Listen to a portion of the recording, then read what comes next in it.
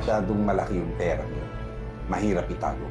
Hindi yung na-scan na pera ng tatay mo. Kinonvert niya sa crypto para maitago. Para ma-access ko ang crypto wallet na to, kailangan ko ang seed phrase. Ito ang katumbas ng password. Itong ivory.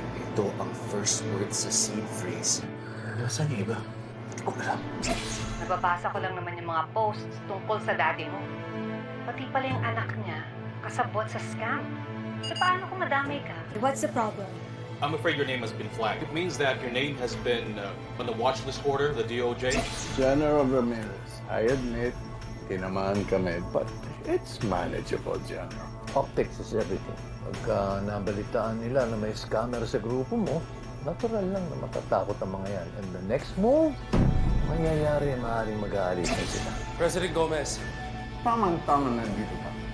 You are terminated from Golden Trust Bank. ano ba? Kilala kita. Ikaw yung scammer. Lahat mas pinaghirapan ko sa isang iglap na wala! Hindi tayo nagsimula. So wala, babangon tayo ulit bilang isang pamilya. Emilia.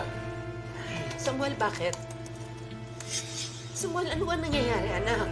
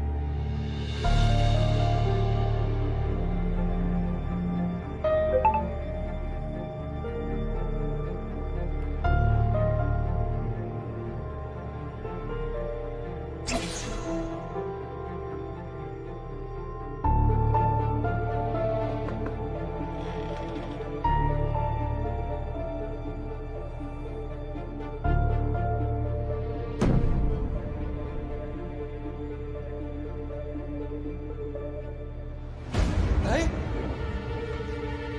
Tay! Tay! Tay!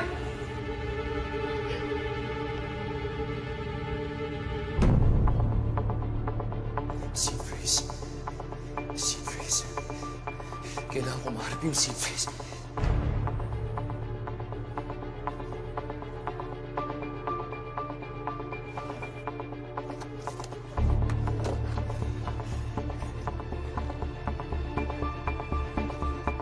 Asan yung seed phrase?